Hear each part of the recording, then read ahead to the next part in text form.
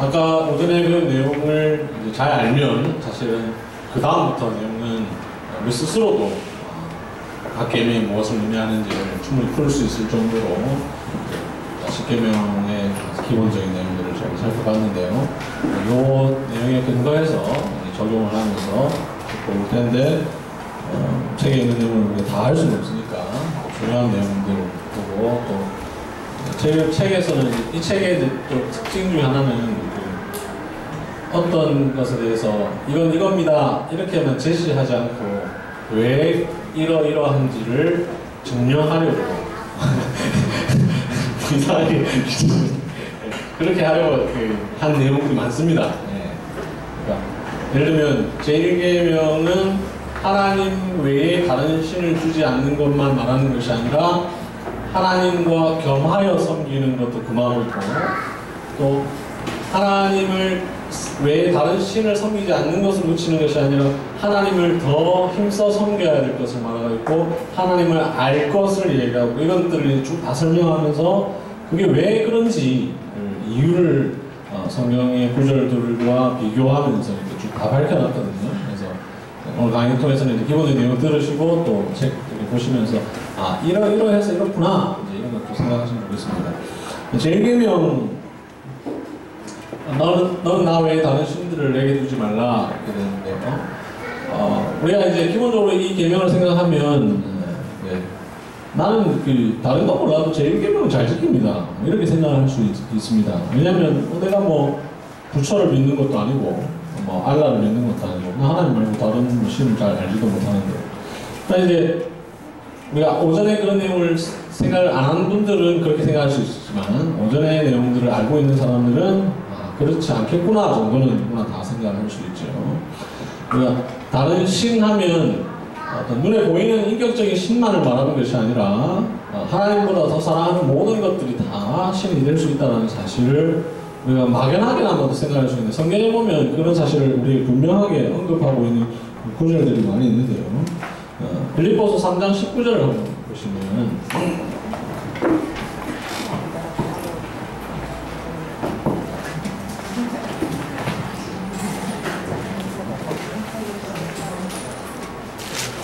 빌립보서 3장 19절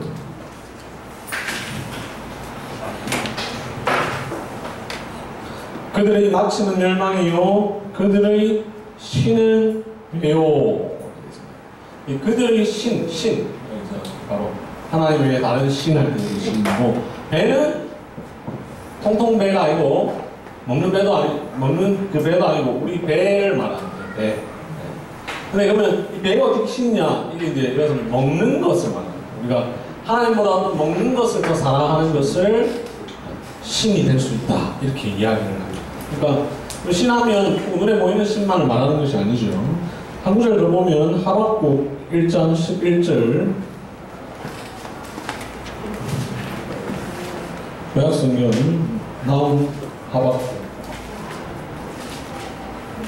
하박국 1장 11절 구약성경 1303쪽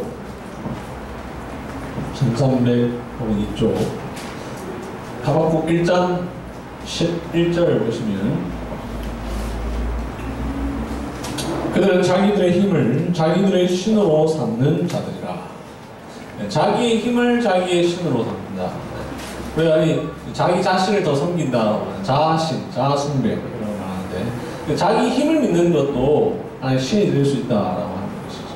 이런 점에서 우리가 하나님 외에 다른 신이라고 할 때 꼭 어떤 다른 종교적 개념으로서의 신을 생각해서 하는 것으로 이제 한정지어서 생각하면 안 되고 더 많은 것들이 될 수 있다. 성경에는 이런 것들을 언급하고 있지만 또 우리가 적용할 수 있는 것들이 많이 있다는 거죠. 그래서 뭐 제가 쓴 책에 보면은 학생들한테는 학업이 신이 될 수 있고, 어른들에게는 명예나 권력이나 돈이 신이 될 수 있다라고 합니다. 그래서 우리가 하나님 외에 다른 신할 때 그 신을 생각해야 되고, 하나님 외에 하면 하나님 말고 더 섬기는 것 이렇게 이제 생각을 할 수 있는데 이 외에라는 말이 여러분 갖고 계신 성경 출애굽기 10장을 보면은 우리 이제 개역 개정이 장점이 많이 있는데 소위 개혁주의 하는 분들이 이제 단점만 자꾸 찾아내려고 하는 경우도 이제 좀 있는데 그래서 개혁 개정보다 개혁 한글이 더 낫다 이렇게도 많이 하는데 저는 개인적으로 사실은 개혁 한글이 좋은 점도 많지만 개혁 개정이 더 좋다고 생각합니다. 좋은 점들이 이제 이런 건데 남의 밑에 난 외에 주석을 달아놨는데 너는 나 외에는 이라는 말을 보면 히브리어로 내 앞에 라는 뜻이라는 사실을 써놨습니다.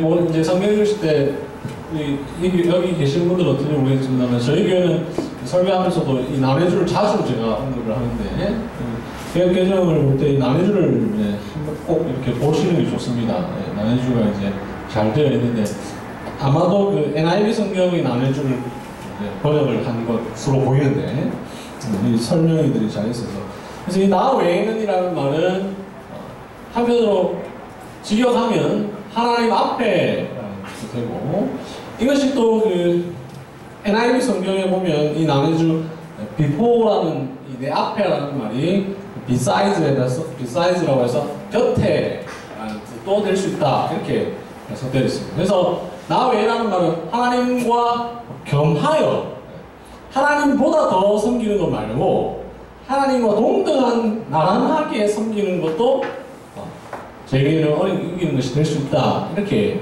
우리가 볼 수 있거든요. 이 사실이 마태복음 6장 24절에 보면 잘 드러나는데 너희가 하나님과 재물을 겸하여 섬기지 못하느니라 이 말씀에 그 겸하여라는 말이 바로 하나님과 나란히 하나님과 마찬가지로 섬기는 것. 그래서 하나님보다 돈을 더 좋아해야만 그것이 다른 신이 되는 것이 아니라 하나님과 돈을 함께 섬기는 것도 죄가 될 수 있다는 것이죠. 이런 점에서 우리가 쉽게 생각해야 되고 모든 계명이 부정명령에는 긍정명령이 포함되어 있다고 했는데 아까 우리가 보았던 성경 구절에도 보면 신명기 6장 13절에도 보면 제1계명이 하나님 외에 다른 신을 섬기는 것뿐만 아니라 하나님을 섬기는 것을 말하고 있다는 거죠. 그러니까 하나님 외에 다른 신을 섬기지 않는 것은 거꾸로 말하면 우리가 이제 고등학교 수학에 보면 역이라는 게 있잖아요. 역은 이 앞뒤 다 바꿔야 되는 거죠. 수학 하신 지 오래돼가지고 그래서 다른 신을 섬기지 않는 것은 그 역을 하면 하나님을 섬기는 거거든요. 근데 성경은 더 나아가서 우리 잘 아는 말씀 신명기 6장 5절에 너는 마음을 다하고 뜻을 다하고 힘을 다하여 내 하나님 여호와를 사랑하라. 이게 바로 제1계명의 긍정명령이 되는 것입니다. 실제로 예수님께서 신약에 와서 율법 발생들이 율법의 대강령이 무엇입니까? 라고 질문했을 때에 하나님께서 십계명을 요약해서 설명하실 때 이렇게 인용을 하십니다. 내 마음을 다하고 목숨을 다하고 뜻을 다하여 주 너의 하나님을 사랑하라 하셨으니 이것이 크고 첫째 되는 계명이요. 우리가 이제 이 마태복음 22장에 있는 이 말씀이 십계명을 요약했다는 것을 우리가 교회 다니면서 많이 들었잖아요, 그죠? 근데 보면 예수님은 사실은 십계명을 언급하지 않으시거든요. 신명기 6장 말씀과 레위기 19장의 말씀을 인용하면서 내 마음과 뜻을 다하여 하나님을 사랑하고 내 이웃을 자기 몸처럼 사랑하라 이렇게 말씀하신다고. 이것이 첫째, 둘째 계명이라고 얘기하시거든요. 예수님이 십계명의 제1계명을 언급하지 않으시고 신명기 6장을 말씀하시는 것은 신명기 6장의 그 말씀이 사실은 제1계명이라는 사실을 우리에게 가르쳐 주십니다. 네, 그 책에 보면 87쪽에 보면 또 그런 내용이 나오는데 예수님께서 광야에서 마귀로부터 시험을 받을 때에 만일 내게 엎드려 경배하면 이 모든 것을 내게 주리라 라고 마귀가 얘기를 하니까 예수님께서 뭐라고 말씀하셨냐면 주 너의 하나님께 경배하고 다만 그를 섬기라 라고 말씀을 하시니 이러한 내용을 통해서도 제1계명의 긍정명령은 하나님을 섬기는 것을 의미한다는 사실을 알 수 있습니다. 87쪽 밑에 있는 그 호세아서 13장 이 부분은 책을 한번 읽어보십시오. 설명이 잘 되어 있는데. 자, 그러면 제1계명 이제 그 외에도 여러 가지 있을 수 있겠습니다만 제1계명의 의도가 있을 텐데요. 자, 우리 각 계명의 의도를 항상 아는 것이 중요한데 왜 하나님이 하나님 외에 다른 신을 섬기지 말라고 하셨을까? 피상적으로 생각하면 하나님 이제 기독교를 비판하는 사람들이 이제 기장치 목사님 계십니다. 종교 다원주의로 빠지는 이유 중에 하나가 하나님이 독단적이다. 왜 하나님만 섬기라고? 하나님은 하나님같이 배타적인 신이 없다 이렇게 얘기해요.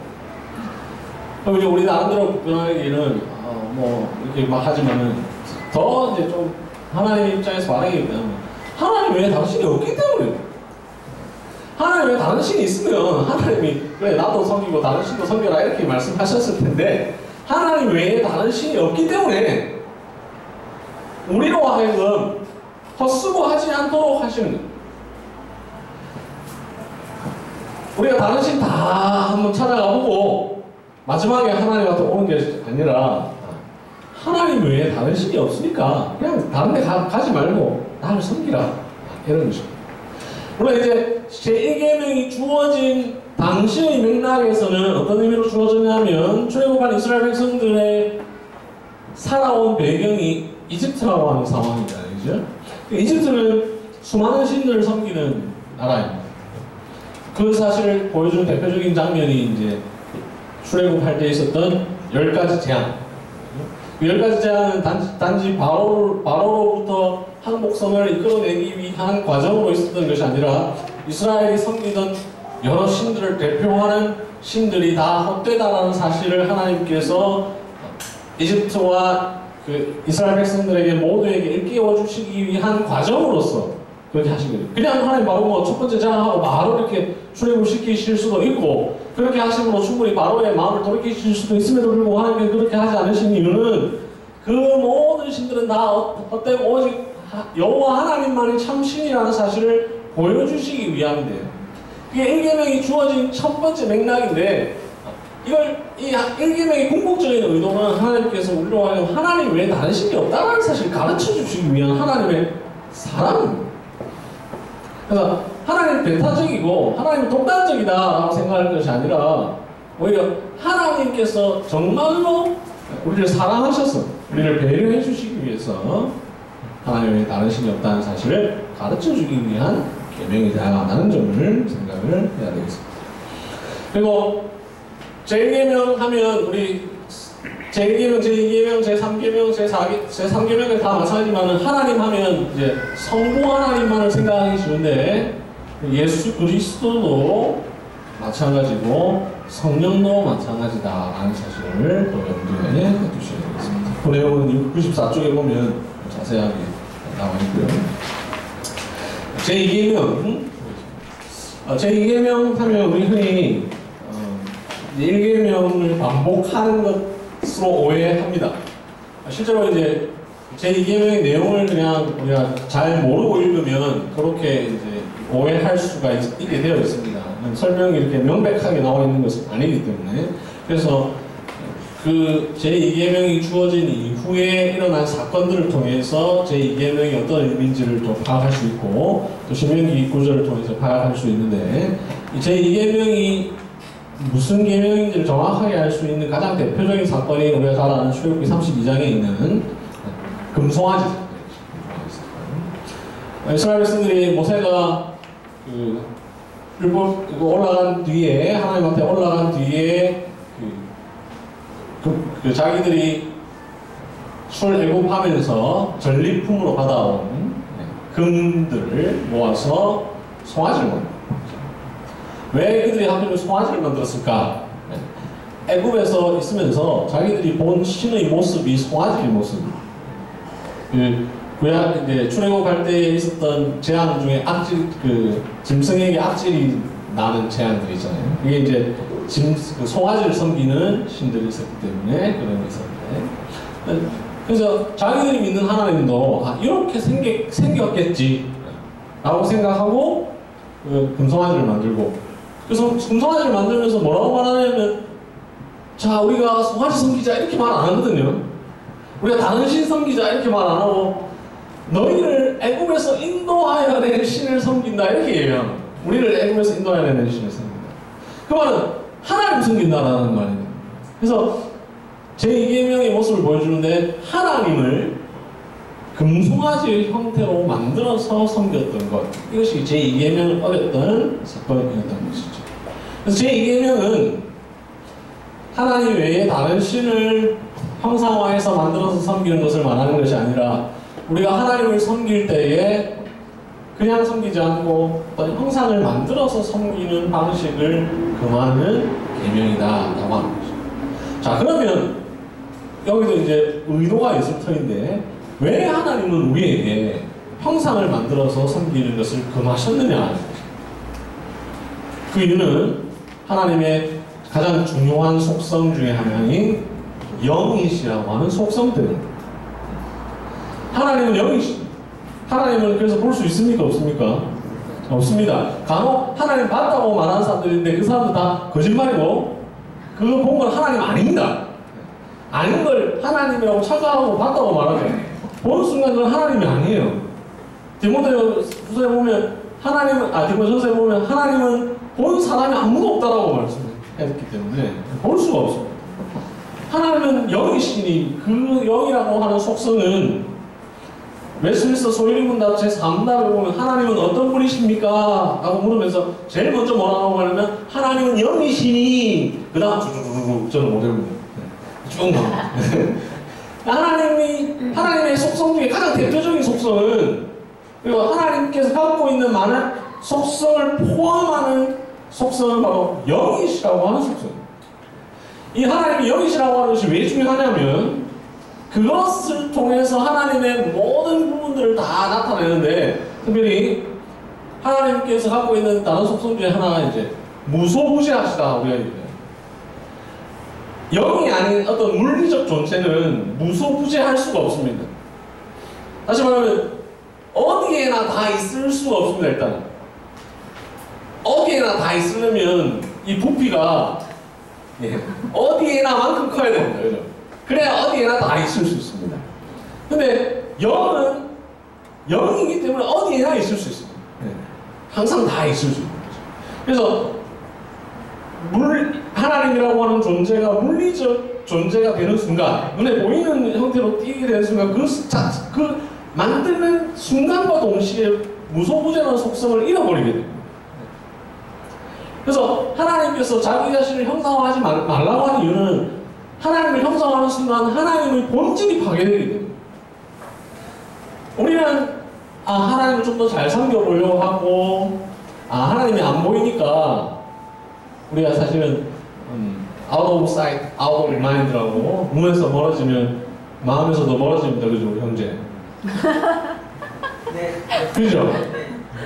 그래서 CCTV가 있는 곳으로 이렇게 사람은 이렇게 눈에 보이지 않으면 잠시는 이렇게 익숙해지지만 보이지 않는 순간 점점점 이렇게 멀어지게 됩니다. 우리 사람의 본질이 어떠냐면, 뭐든 내가 눈에 보이게 이렇게 하고 싶은 욕망이 자꾸만 일어납니다. 그래서 하나님도 좀 보이게, 우리 하나님을 잘 안 하지만 예수님도 보면 그림들을 많이 사람들이 그리잖아요. 그죠? 예수님 초상화했으면 이렇게 하고, 뭐 집에 액자도 걸어놓고. 자꾸 왜 그러냐면, 정말 예수님을 이렇게 보이게 해놔야 좀 우리가 안심이 된다. 정말 우리의 잘못된 욕망이 있는 거죠. 하나님은 그 욕망이 있다는 사실을, 우리에게 있다는 사실을 너무나 잘 아시고, 또 그렇게 하는 순간 하나님이 오히려 하나님의 중요한 본질을 잃어버리게 될 거라는 사실을 잘 아시기 때문에, 우리로 하여금 형상을 통해서 하나님을 섬기는 것을 금하신 겁니다. 그래서 이것은 하나님께서 우리에게 얽매시기 위해서 하신 것이 아니라 오히려 우리를 도우시기 위해서, 우리에게 있는 그런 욕망을 잠재우게 하시기 위해서 그렇게 하신 거죠. 자, 여기에 이게 이제 제2계명이 가장 기본적인 의미인데, 이미 이 기본적인 그러니까 내용을 통해서 더 발전해 나가면 뭐냐면 자 제2계명의 내용을 보면 하나님을 형상화해서 섬기지 말라 이렇게 말합니다. 근데 섬긴다라고 하면서 그 예배와 관련되는데요.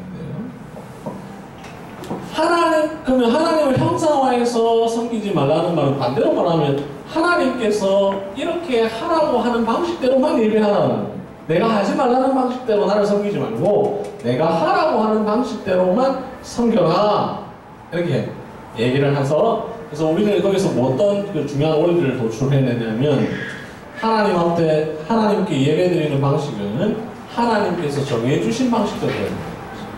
우리가 하나님 이렇게 예배드리면 하나님 더 좋아하시겠지 이렇게 생각하면 안 된다는 거죠. 예배를 받으시는 분 입장에서 생각해야지 예배를 드리는 우리 입장에서 하나님 이렇게 받으세요. 됐으면 하나님 이렇게 받으시라니까 이렇게 하면 안 된다는 거죠. 받으시는 분이 이렇게 좀 해라. 나를 섬길 때 이렇게 해라. 그럼 내가 더 좋아한다. 이렇게 말씀해 주셨는데도 불구하고 우리가 하나님 그거 된다니까요. 하나님 잘 모르시네. 그렇게 하면 하나님 그거 안 좋아요. 이렇게 하면 안 되는 겁니다. 하나님께서 우리에게 말씀해 주신 방식대로 예배를 드려야 되는데 그것이 이제 뭐냐면 특별히 개혁교회에서는 그것을 예배에 있어서의 규정적 권리라고 하는 것으로 정리를 해왔거든요. 뭐냐면 우리는 예배를 드릴 때에 우리 마음대로 드리는 것이 아니라 하나님께서 당신의 말씀을 통해서 우리에게 가르쳐 주신 방식대로 예배해요. 제가 그 대학 시절 그 나이가 나오면 97년 즈음에 한국교회에 다 유행했던 것이 열린 예배예요. 열린 예배. 이제 이게 뭐 사실은 그때만 일어나는 게 아니라 이 교회 역사를 보면 늘 반복되거든요.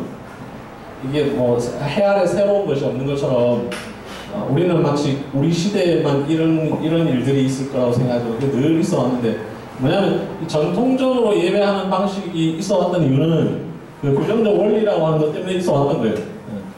왜 우리가 오늘날처럼 예배드리는 이런 규격을 갖게 됐냐면 성경에서 이렇게 말하고 있고 그것을 옛 신자들이 옛길 교회처럼 옛길을 걸어오다 보니까 그렇게 된 거거든요. 근데 또 시대가 흐르면 사람들이 이런 방식으로 말고 좀 재밌게 예배 들어보자. 특강 종교개혁사 강의했었죠. 그러다 보면 그러니까 말씀으로 오래 안 되니까 그 예배당에 빛도 좀 들어오고 모자이크도 이쁘게 하고 이렇게 해야 우리가 은혜가 되지 않겠냐. 자꾸만 사람이 그렇게 생각을 하게 되는 거죠. 그게 이제 자꾸 들어오는데 그게 이제 한국 교회에서는 이제 1990년대 후반에 이렇게 들어온 거예요. 열린 예배. 우리가 예배 시간에 설교 듣고 이런 거 말고 좀 앞에 나와서 연극도 하고 뮤지컬도 하고 이렇게 하면 우리도 기분 좋고 하나님도 기뻐하시지 않겠냐 이제 이렇게 생각하는데 이게 이제 우리 마음대로 예배 우리가 원하는 방식대로 그게 아니라 하나님께서 원하시는 방식대로 예배를 드려야 돼요. 이게 이제 제2계명을 어기는 것이죠. 그래서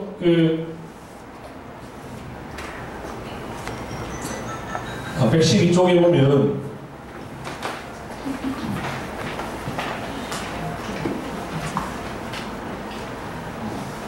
하이델베르 요리문답 96문답 나오고 에스데스 소일문답 50문답 나오고 쭉 나오는데 보면 제2계명을 설명하는 이 요리문답이 가장 먼저 뭘 얘기하냐면 예배를 얘기합니다. 하나님께서 명하지 아니한 다른 방식으로 예배하지 않는 것. 이런 맥락을 알고 이 요리문답을 봐야 됩니다. 우리 요리문답 먼저 보면 잘 이해가 안 될 수 있어요. 이런 맥락에서 이런 내용들이 나오게 된 겁니다. 그래서 우리는 예배에 있어서 제2계명을 특별히 지켜야 하는데요.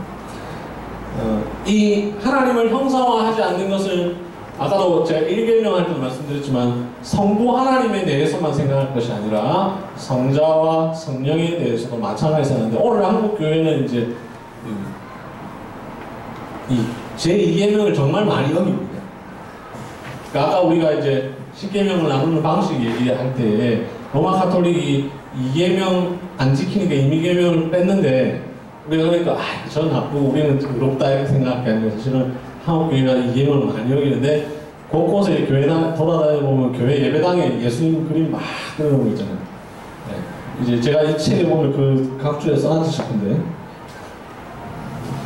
각주가 본문에 써놨죠. 그 예수님을 양들과 함께 이게 이제 사실은 제가 뭘 염두에 두고 썼냐면 저자의 의도했는데 제가 속한 교단이 이제 고신이잖아요. 이 쓸 시점이 이제 고신과 고려 측이 이제 합동을 한 직후인데 한국의 그 예수님 그림을 제일 많이 그리는 대표적인 교단이 이제 고려 측. 고려 측의 가장 대표적인 교회가 이제 경향교회라고 하는데 서울의 경향교회 저희 집에서 그렇게 멀지 않은 차로 한 10분 거리에 있는데 거기 예배당 그 예배당이 굉장히 큽니다. 뭐 몇만 명 모이는 교회니까 예배당 입구에 다 예수님 그림의 양들 쫙 그리고 그 고려측 교회들은 그 교회의 영향을 아주 많이 받았기 때문에 고려측 교회 가보면은 예배당에 예수님 그림 있는 교회들이 거의 한 70~80%인 경우들이 많아요. 이게 이제 우리가 대표적으로 제2계명을 어기는 거예요. 예수님을 우리가 그리면 안 됩니다. 하나님을 형상화하면 안 되는 것처럼. 왜 그리면 안 되느냐 하는 점을 이제 제 책에서 아주 이제 논리정연하게 매우 재미있게 썼는데, 만약 예수님의 형상이 중요하다면, 예수님의 형상이, 우리가 예수님을 섬기는 것이 그분의 외모가 중요하다면, 하나님께서는 2000년 전에 과학을 발달시키셔서 수천만 화소의 카메라를 만드셔서 그때 예수님의 사진을 딱 찍어가지고 우리에게 오는 모든 교회에 전수시켜 주셨을 거예요. 그게 중요하다. 그런데 사도들도 그렇고 그 누구도 예수님의 외모를 묘사하지는 않았어요. 그럼 이렇게 오해할 수 있어요. 이사야 53장에 보면 나오는데요. 그건 외모를 말하는 것이 아니잖아요. 예수님이 어떤 외모를 말하는 게 아니라 그분의 고난 당하심에 대한 묘사죠. 성경은 예수님이 키가 몇이고 뭐 얼굴이 어떻고 이런 걸 전혀 얘기하지 않고 있고, 오늘날 그 사람들이 그려놓은 것은 이제 뭐 많이 들으셨겠지만 그 이제 뭐라고 해야 되나 혹시 말 표현하나 하여튼 예수님을 이렇게 좀 이쁘게 그려놨잖아요. 네. 그런 시대의 영향, 그 미술 사조의 영향을 받아가지고 그렇게 그린 거거든요. 근데 뭐 기사 같은데 뭐 BBC에서 예수님의 모습을 뭐 추정해가지고 그림 다시 구성했다 보면 그냥 저처럼 못생겼거든요. 네. 예수님은 못생겼어요. 그리고 하여튼 그런데 그래서 우리가 예수님에 대해서 그렇게 하는 것은 제2계명은 어머니 우리 황실 목사님 우리 교인들 신방하실 때 이제 각 가정에 혹시나 예수님 그림을 이렇게 그려놨거나 그런 것들을 이제 잘 분별하셨어요. 상처받지 않게. 이제 제가 이미 여기서 과거 강의를 했으니까 이제 이미 혹시 댁에 있으신 분들은 조심스럽게 이제 돼서 어디 또 잘못 갖다 버리면 또 그게 또 더 연약한 사람들에게 실족함이 될 수 있으니까 조심하시고 있습니다. 성경에 보면 그 제2계명에 관한 예들이 아주 많습니다. 다른 예에 비해서 123쪽, 제 책 123쪽에 보면 7가지 예를 그려놨는데 나중에 한번 보시면 좋겠고, 그 중에서 특별히 이제 124쪽에 있는 5번째 예를 한번 보십시오. 민수기 21장 6절에 보면 노뱀 사건이 나오잖아요. 그죠? 우리 그건 잘 알잖아요. 그죠? 근데 이제 그 뒤에 일어난 한 사건은 사실 잘 모르는데, 열왕기하 18장 4절에 보면 그가 여러 산당들을 제거하며 주상을 깨뜨리며 아세라 목상을 찍으며 모세가 만들었던 노뱀을 이스라엘 자손들이 이때까지 향하여 분양함으로 그것을 부수고 누후스단이라 일컬었더라. 그 사람들이 그때 있었던 노뱀을 어떻게 그걸 보관을 해가지고 그걸 가지고 여전히 거기에 절을 하고 있었다는 거죠. 마치 우리 비유하자면 이렇습니다. 예수님께서 십자가에 달려 죽으셨는데 그 십자가 사람들이 떼가지고 그거 아직까지 보관하면서 거기에 절하는 것 같은 것이죠. 그걸 하나님 다, 이게 다 제2계명을 어기는 거죠. 우리가 이제, 예수님께서 달리셨던 십자가가 왜 아직까지 보관되어 있지 않을까? 왜 사도 바울이 쓴 성경이 아직까지 보관되어 있지 않을까? 뭐 이런 의문들을 가질 수 있는데, 어떻게 보면 이게 이제 하나님께서 우리를 향한 배려라고 하실 수 있습니다. 우리로 하여금 제2계명을 어기지 않도록 하시는 거예요. 사람은 다 이 우상을 만들려고 하는 공장과 같아서 자꾸만 그런 것에 이제 집착을 하죠. 특별히 이제 로마 가톨릭 천주교인들이 그렇게 많이 하죠. 그죠? 그래서 로마에 있는 바티칸에 있는 바티칸 대성당, 베드로 성당, 그게 이제 보통 어디에다가 건축했다고 보통 이야기합니까? 네, 베드로의 무덤. 그거 별로 중요하지 않다고 그게 의미를 부여하는 거죠. 진짜 베드로의 무덤인지 아닌지 잘 모르겠습니다만. 그래서 사람은 자꾸 그렇게 어떤 의미를 부여합니다. 이제, 그래서 저는 이제 개인적으로 어떤 자꾸만 뭘 기념하는 거, 이거 굉장히 이제 조심하고 잘 안 하는. 저희 교회 같은 경우는, 이거는 이제 비판적으로 얘기하는 건 아니고, 여기 해도 상관없는데, 저희는 이제 교회 개척한 지 한 4년 됐는데, 아직 한 번도 이제 교회 설립 기념 이런 거 안 했습니다. 이제 안 하는 이유는 저는 이제, 그런 아까 방금 말씀드린 것처럼 자꾸 뭘 이렇게 기념하게 되면 이 기념이 끝도 없거든요. 네. 안 그래요? 다 기념, 우리 연애를 해도 그렇잖아요. 100일 기념 하다 보면 다 맨날 기념이죠. 기념 안 할 게 있습니까? 이제 그래서 안 하기도 하고, 또 하나는 저는 교회 역사가 2000년인데 이 4년 된 교회에 기념할 게 있나. 그래서 실제로 재밌습니까? 이런 데 웃으시네요. 네. 교회 2000년 역사에 4년 된 거 이거 기념하는 게 그런 의미가 있겠나. 한국교회 보면 50주년 기념하는데 유럽 교회 가보세요. 교회 1000년 된 교회 엄청 많거든요. 길 다니는 다 1000년 교회 설립 1000년 이렇게 다 우리 50년 한 게 의미가 있겠나. 이래서 이제 안 하는데 그렇다고 저는 이제 하는 교회는 나쁘다 이렇게 생각하지 않습니다. 할 수도 있다고 생각하는데 이제 저는 그런 의도로 해서 이제 잘 안 하는데. 기념하다 보면 끝이 없습니다. 성지순례, 우리 흔히 말하는 성지순례, 성지순례 하는 거는 저는 편이 아니지만, 가보면 기념교회 많잖아요. 우리 교단도 보면 올해도 종교개혁 500주년 기념교회 설립했다. 교회라는 것은 뭘 기념하기 위해서 세우는 게 아니라, 예수 그리스도의 보혈로 말미암아서 주께서 우리를 부르셔서 세워지는 것이지, 기념교회 자꾸 이렇게 만드는 것은 좋은 것이 아닙니다. 그거는 자꾸만 그렇게 되면 사람은 우상화하게 됩니다. 일곱 번째 예도 보면, 우리가 하나님께서 말씀하신 방식대로 예배를 드려야 된다라고 할 때에, 저는 이제 특별히 다른 책에서도 이런 걸 이제 언급했는지 모르겠습니다만, 10계명을 다루면서 이제 저는 이 부분을 중요하게 생각하면서 넣었는데, 우리가 성찬을 함부로 행하는 것, 이것도 제2계명을 어기는 것이다.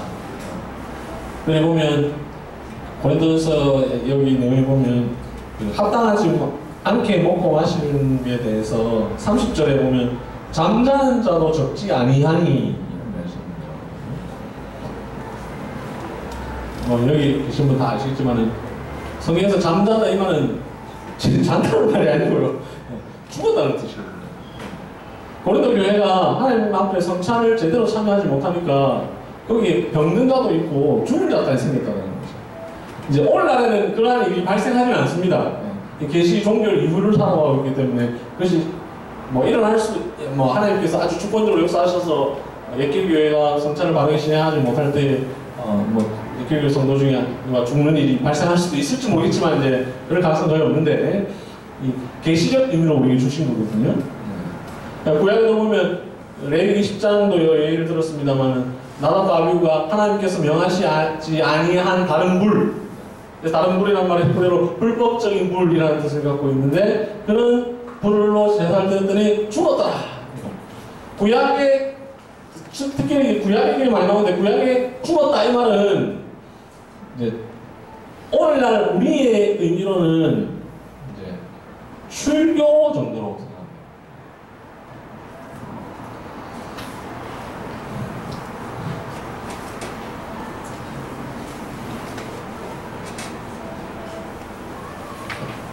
자, 제3계명. 이해 다 되십니까? 네. 제가 각 계명을 책에 있는 내용을 거의 정말 빠지지 않고 얘기하면서도 잘 책을 진짜 오늘 집에 가셔서 안 읽어도 될 정도로 한번 애를 쓰고 있습니다. 제3계명.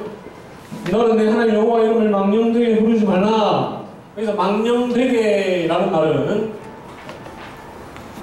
헛되게 라는 뜻이에요. 1차적으로 in vain, 영어로 in vain 라는 뜻이에요. 헛되이 혹은 뭐 여기 보면 134쪽에 보면 나오는데 함부로, 잘못, 거짓.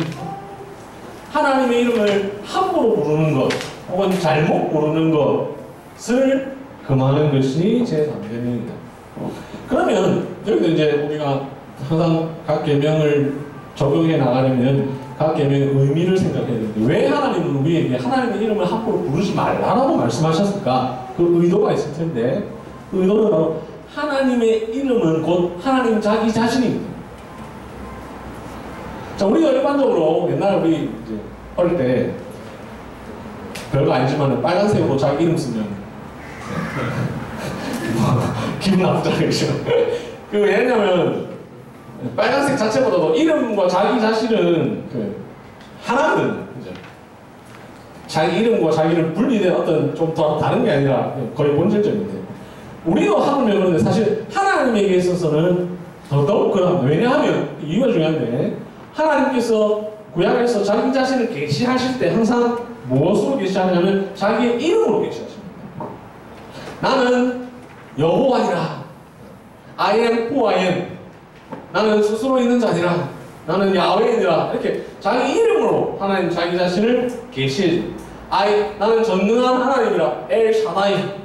자기 자신의 이름을 통해서 항상 계시해 주시니 하나님의 이름은 중요하다는 사실이 있는 거죠. 또 이 세상의 모든 사람은 자기 이름을 자기가 짓지 않습니다. 자기 이름 자기가 지으신 분 있습니까? 없죠? 부모님이 지어주거나 할아버지가 주거나 간혹 장명수 아저씨가 지어주거나 이렇게 되지 자기가 자기 이름을 짓는 경우는 없습니다. 뭐 간혹 이제 계명을 한다든지 뭐 이런 게 있을 수 있겠지만 이제 그런 예배까지 저한테 밀고 들어오시면 제가 할 말이 없네. 근데 하나님은 자기 자신의 이름을 자기 스스로 밝히셨다는 거죠. 누가 지어주신 것이 아니라 이런 점에 있어서 하나님의 이름은 하나님 자기 자신이기 때문에 하나님의 이름을 함부로 하는 것은 그것은 하나님 자기 자신에 대한 도전이 될 수가 있는 거죠. 그래서 너는 나의 이름을 함부로 부르지 말라. 헛되이 부르지 말라. 함부로 부를 경우에 하나님이 잘못 사용되어지고 하나님이 오해되고 하나님이 남용될 수가 있기 때문이죠. 이걸 이제 제가 오전에도 말씀드렸듯이 제 책의 특징이 각 계명을 예배에 항상 적용하려고 한다고 하는데 제3계명은 예배와 아주 밀접한 관계가 있는데 그 이유는 제가 억지로 적용한 게 아니라 실제로 그러하기 때문인데요. 성경에서 하나님의 이름을 부르다라는 말을 항상 예배드리다라는 말의 수거로 사용됩니다. 창세기 4장 26절에 보면 그때 비로소 사람들이 여호와의 이름을 불렀더라 이렇게 얘기했는데 그걸 문자적으로 이해해서 그전에는 한 번도 여호와라는 이름을 부르지 않았다가 이제 처음으로 불렀다라는 말도 아니고 또 혹은 여호와 이렇게 했다는 말이 아니라 예배를 드렸다라는 말을 그렇게 표현합니다. 성경을 우리가 이제 잘 이해하려면 성경에 나오는 수어를 이해하는 것이 매우 중요한데 대표적인 것 중에 하나가 이제 떡을 떼며라는 말입니다. 떡을 떼며라는 말이 무슨 의미입니까? 성찬을 행했다라는 말이 수어죠. 근데 그걸 오해가지고 성경에 떡을 떼겠지 언제 포도주를 나누라 했는데 이렇게 하면 안 되고 어느 교회처럼 식당에 떡을 떼며 해가지고 붙여놓고 또 어떤 교회는 처음 들어보셨어요? 네. 식당에 떡을 떼며 붙여놓은 거예요. 밥 먹는데 진짜 그 구절을 밥 먹는 거로 생각합니다. 어느 심지어 어느 교회는 주일마다 떡 빼달 아저씨가 왜 이렇게 많이 와? 제가 섬겼던 어느 교회 왜 그렇게 해서 그런지 사실 정확하게 물어보지는 못했어요. 왜냐면 물어봤다가 진짜 그러면 제가 상처받을까봐. 정말 그런 이유였다면 제가 너무 충격받을까봐 물어보지는 않았는데, 그 여전도에 원래 하면 맨날 떡을 시켜 먹어요. 그래서 매주 그 여전도에가 많고 남들도 많으니까 떡이 매주 와요. 근데 제가 보기에는 떡을 떼면 하는 말씀을 그렇게 이해한 것 같아요. 그리고 실제로 제가 들었던 설교 중에 사도행전 2장 42절 말씀을 가지고 목사님 설교하면서, 보십시오, 초대교회는 떡을 뗐습니다. 여러분, 교회는 먹는 게 정말 중요합니다. 같이 우리가 함께 식사하는 게 얼마나 중요해요. 이런 설교를 들어본 적이 있습니다. 그 떡을 떼면 그 뜻이 아니에요. 성찬식이고. 이 수고를 모르면 오해를 하게 되는데, 그러니까 떡을 떼면 식당에 붙여놓을 일이 아니고요. 굳이 붙여놓으려면 성찬상 앞에다 붙여놓는다, 성찬상 앞에다 붙여놓는다든지 뭐 이래야지. 그런 뜻이 아니에요. 여호와의 이름을 부르더라라는 말은 예배를 드리더라라는 거죠. 그러면 너는 하나님 여호와의 이름을 함부로 부르지 말라는 말은 그 수고를 그대로 적용하면 예배 함부로 드리지 말라는 거죠. 그냥 헛되게 하나님께 예배를 드릴 때 잘못하지 말라는 거죠. 그래서 정리를 하면 제1계명은 예배의 대상에 관한 계명이고, 제2계명은 예배의 방법에 대한 계명이고, 제3계명은 예배의 태도에 관한 계명. 이 방금 말씀드린 예배의 대상, 예배의 방법, 예배의 태도, 그 다음에 하게 될 예배의 시간, 요 이야기는 10계명을 나온 책들에 보면 많아요. 근데 요걸 왜 그런지를 설명하는 책들은 제가 못 본 것 같습니다. 이런 이유 때문에 그걸 그렇게 분류를 하는 거예요.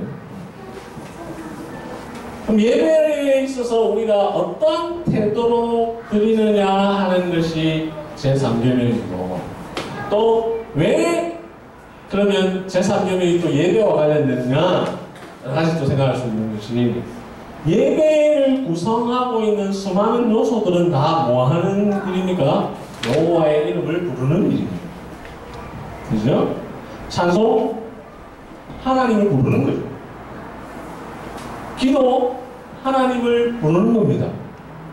예수님의 이름도 부릅니다. 그죠? 하늘에 계신 우리 아버지요, 예수님의 이름으로 기도합니다.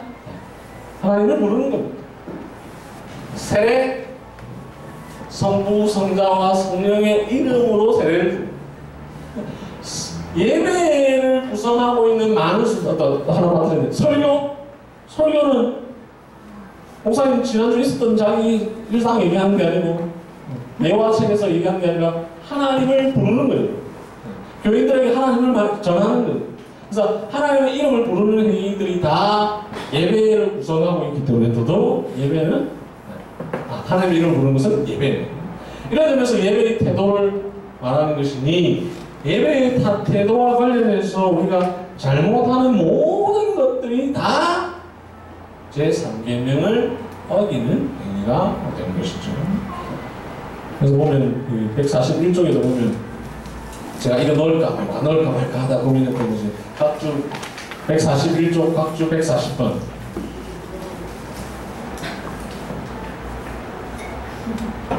이거 제가 넣을까 말까 고민을 많이 했던 이유가 이제 우리 교단 관계자들이 보시고 제가 안 줄까.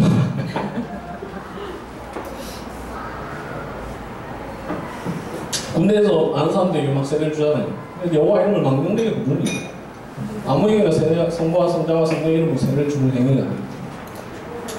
그러면 보면 140쪽에 보면 예배 시간에 옆 사람과 잡담을 하거나 휴대폰을 만지거나 충고에 오탄을 찾거나 멍하니 다른 생각을 하는 것은 여호와 이름을 망령되게 부르는 일입니다. 찬송을 부르고 기도를 드리지만 입술로만 여호와 이름을 부를 뿐 정작 마음과 영혼이 하나님께 집중하지 못하면 제3계명을 어깁니다. 기도하면서 그 기도를 들으시는 하나님 생각하지 않고 하나님의 능력을 의심한다면 제3계명을 어기는 것입니다. 설교자가 설교하면서 제3계명을 어길 수도 있다. 쭉 나와있죠. 이제 사실 제3계명을 제일 많이 어길 수 있는 가능성에 노출되어 있는 사람은 목사가 제일 그런 가능성에 노출되죠. 그래서 늘 조심해요. 우리 일반적으로, 매우 일반적으로 우리가 범하기 쉬운 제3계명은 아버지, 주여, 여기는 안 하죠, 그런 거. 얼마 전에 교회 가보시면 새벽 기도 가면 계속 기도를 하는 거지, 뭐. 아버지, 이러면 그 다음에 뭐 남이 대표 기도하는데 중간중간 자꾸만 추임새로 아멘, 뭐 아버지 이렇게 하고 다 삼김이 어디 있지. 제가 이제 전에 있었던 어느 교회 이거는 녹화돼야 됩니다. 아까 녹화는 안 됐던 거 무인식 녹화되는 뭐 어떤 목사님이 자기 맨날 기억주라고 하면서 맨날 주일 예배 시간에 보통 주일 예배 시간에 그렇게 잘 안 하는 일반적 사람들도 그죠? 이렇게 어디 갔을 때나 신방 갔을 때 이럴 때 뭐 기도하면 중간중간에 뭐 추임새를 넣으시는 분들이 있지만 주일 공예배 시간에 장로님이 기도하는데 목사님이 뒤에 앉아가지고 자꾸 주일 아버지 이거 너 기도를 하는 거지 자꾸 중간에 방해가 되면 어떻게 그러는데 그 사람들은 이제 그게 제3계명을 어기는 것이라고 생각하지 못하고 자꾸만 하지만 이제 사실 의미도 없고요. 우리 맨 마지막에만 아멘 하면 됩니다. 왜 꼭 문장마다 아멘을 하고 하나님 아버지를 자꾸만 부릅니까? 그리고 특히 이제 새벽 기도 때 기도할 게 없으니까 자꾸만 기도를 하고 앉아 있어야 되는데 남들 나갈 때까지 있어야 되는데 이제 그런 경우들이 있고 또 이제 뭐 습관이 돼서 우리가 사람들이 말하다 보면 습관이 자꾸 생기잖아요. 그래서 기도할 때도 보면 대표 기도할 때도 보면 사람들이 습관적으로 이렇게 그런 잘못된 습관들을 하시는 분들이 있는데 그런 것들이 이제 공적으로 제3계명을 어기는 일이 될 수도 있다는 것이고요. 제가 이제 전에 있었던 어느 교회 보니까 저보다 먼저 사역했던 목사님께서 그 일들을 하셨던 것 같던데 교회 스티커가 붙어 있는 거예요. 무슨 교회 무슨 행사하려고 이제 뭐 스티커 같은 게 있는데 그러니까 하루에 하나님 100번 부르기 운동. 이거는 완전 대놓고 하나님 제3계명 어기는 겁니다. 하나님이 우리 하나님을 뭐 일부러 100번 부르라고 하실 적이 없습니다. 굳이 왜 하나님을 100번을 불러야 됩니까? 우리 견고하게 살면 되고 하나님 말씀대로 살면 되지 꼭 입에서 하나님이라는 말이 하루에 100번이 나와야 되는 거 아니잖아요. 그런 운동은 해야 될 이유도 잘 모르겠고 그것이 과연 우리에게 무슨 유익을 주는지도 모르겠을 뿐만 아니라 그래서 궁극적으로 제3계명을 어기는 아주 위험한 짓이 된다는 것을 생각을 해요. 144쪽에 보면 제3계명을 이제 맹세와 서원이라는 관점에서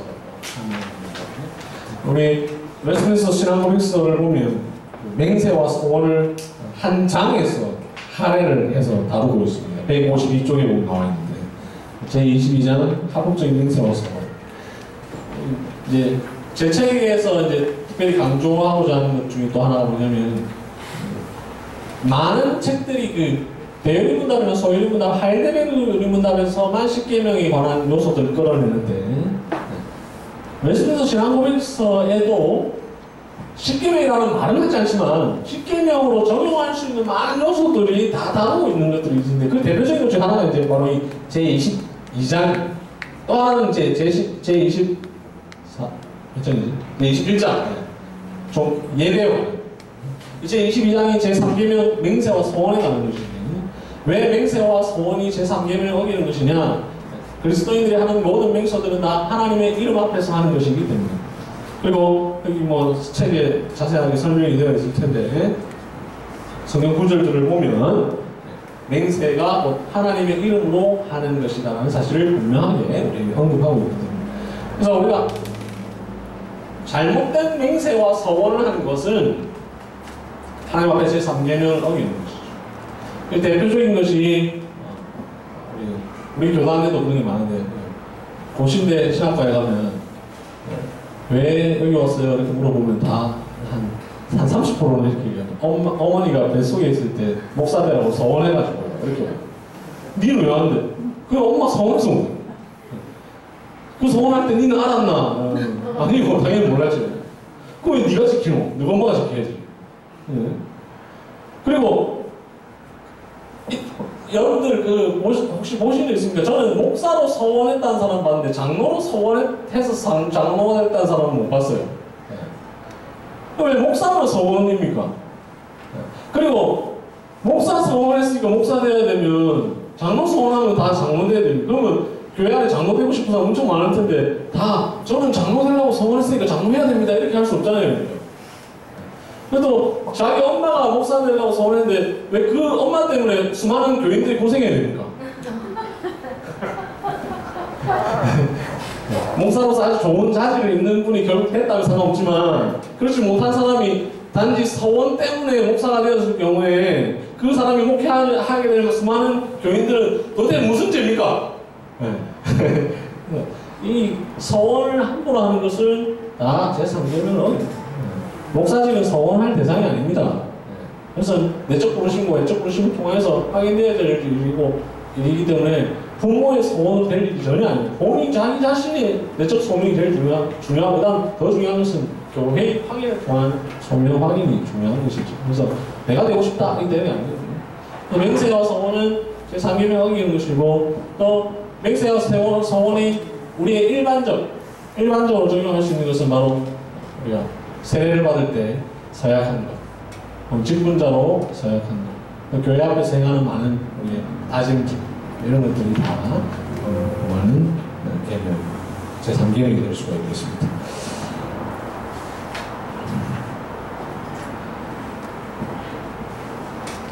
제4계명까지 하고 좀 쉬었다가 제4계명은 안식일을 기억하여 거룩하게 지키라라고 하는 계명이죠. 문자 그대로 안식일을 기억하여 거룩하게 지키는 것인데 안식일은 구약에서는 토요일이었고 신약에서는 주일로 바뀌게 됩니다. 왜냐하면 이제 첫째 날이 일요일입니다. 첫째 날에 하나님 어두운 세상의 빛을 할 때 그게 이제 어릴 때 배운 거 아직까지 기억력이 좋습니다. 첫째 날 하나님 빛이 있으라 할 때 그 첫째 날이 일요일입니다. 사람과 짐승과 사람을 만드신 날이 금요일이고 그래서 하나님께서 안식하신 날이 토요일입니다. 그래서 구약의 사람들은 다 토요일을 안식일로 쭉 지켜왔고 딱 어느 시점을 중심으로 바뀌게 되는데 예수 그리스도께서 부활하신 날을 기점으로 바뀌게 되죠. 예수 그리스도께서 안식 후 첫날 안식일이 토요일이니까 안식 후 첫날 그래서 일요일 그날에 새벽에 부활하셨기 때문에 우리는 그날을 기점으로 이제 오고 오는 교회들이 다 일요일을 그리스도인의 안식일로 지키게 됩니다. 이거 간단한 겁니다. 간단한 원리. 물론 이제 성경에서 아마 언제부터 정확하게 딱 일요일 딱 지키고 토요일 딱 없앴는지를 이제 명확하게 얘기하지 않는데 아마 이제 그냥 추정컨대 같이 하다가 점점 이렇게 확 넘어갈 가능성이 있는데 근데 이제 명확하게 성경에 드러나는 것은 사도행전 20장 7절에 보면 그 주간의 첫날에 떡을 때려 하여 모였더니 라는 말씀이 나오거든요. 이전번에 보면 안식 후 첫날에 떡을 때려 하여 모였더니 아까 제가 떡을 때려라는 말을 예로 든 이유가 바로 여기에 있습니다.